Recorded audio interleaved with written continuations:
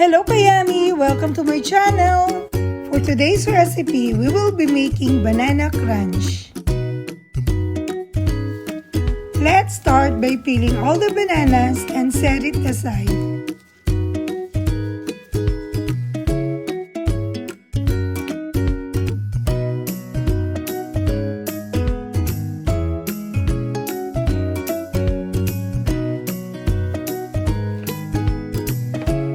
Let's combine the dry ingredients, the flour, the cornstarch, the sugar, the salt, the annatto powder, and the baking powder.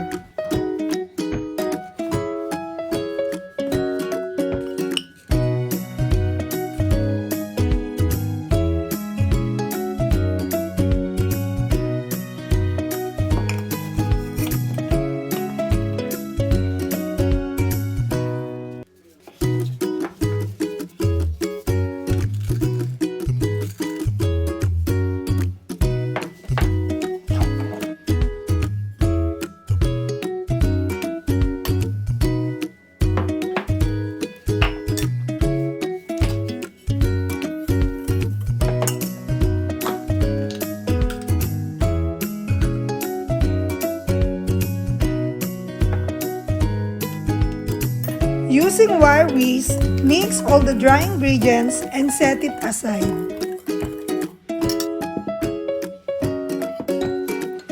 Let's mix the evaporated milk and the vanilla extract.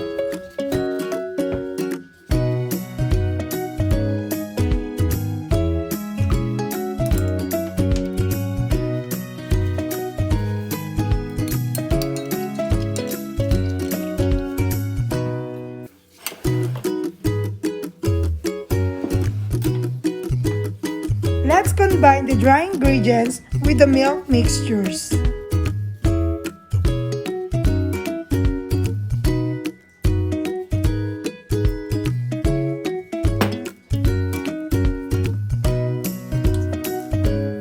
Mix until all the mixtures is well incorporated. The mixture should be not too thick and not too thin, enough to coat the bananas. Coat the bananas with the mixtures and then dredge to the plain breadcrumbs. It is best to use the Japanese breadcrumbs or Panko breadcrumbs.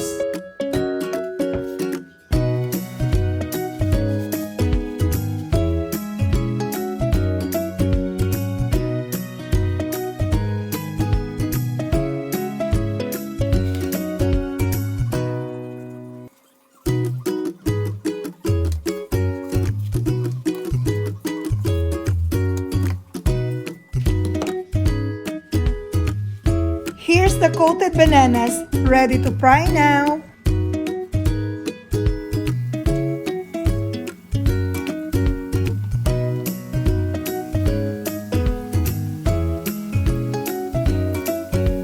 Regularly roll each bananas to evenly cook.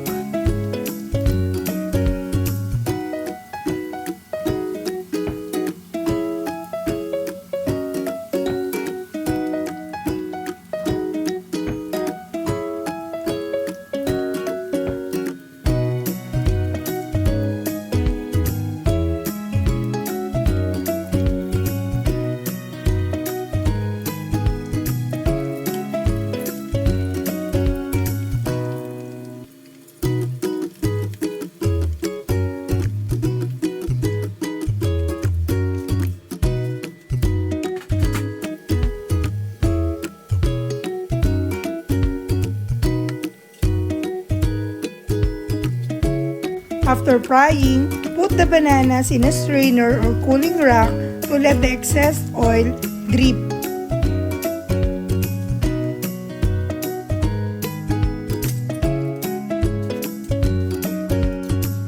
Here's the fried banana crunch.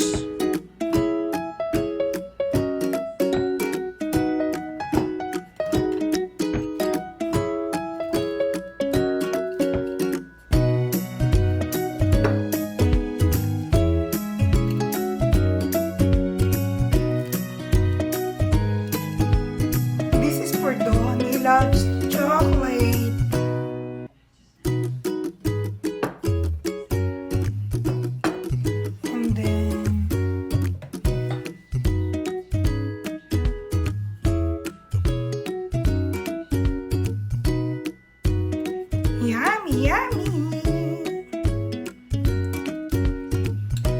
for me. Slice it. Wow, looks good. Crunchy. You can drizzle it with condensed milk and then chocolate syrup. Both yummy. Hello, Kayami! Hello, friends! Tasting time! Mine's chocolate. Chocolate. Hers is white. Condensed milk. Drizzle with condensed. Well, thank you. How was yours? Good? Good! Yum, yum.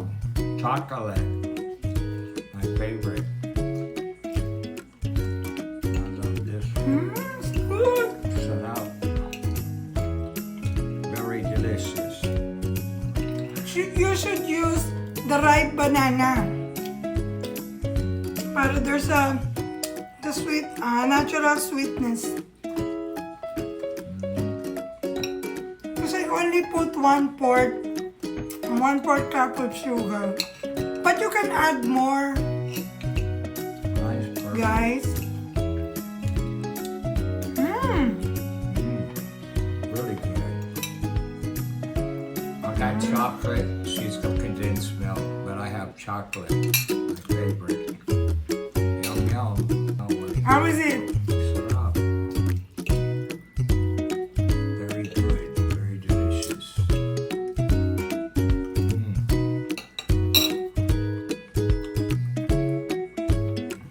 Good. Thumbs up. Actually, it is best to use Panko or the Japanese breadcrumbs. But still good. Sarap.